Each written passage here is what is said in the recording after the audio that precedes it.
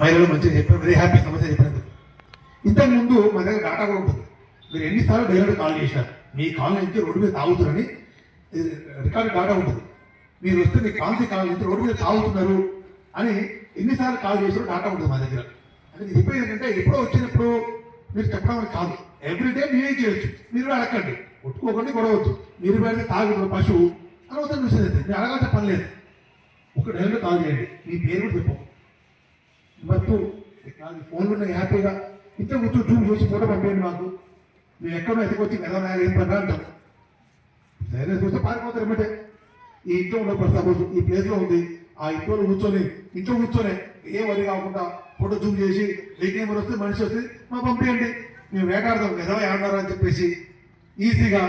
మీరు అడిగి తాగుబోతు మనిషి పశువు ఏమర్థమైంది దానికి ఆ టైంలో మంచిగా ఉన్నది తెలుస్తుంది. కాబట్టి నా రిక్వెస్ట్ మీరు ఎవరు అడగండి, పోయి అంటే వేరే తప్పు చేసి పట్టుకోండి, దొంగ చేసిన వాళ్ళని తాగుబోతుల్ని వీలైనంత వరకు పోలీస్ 100 కాల్ చేయండి. At the same time petrol mobile ఏం చేస్తే అంటే మీరు డైలెంట్ కాల్ చేసిన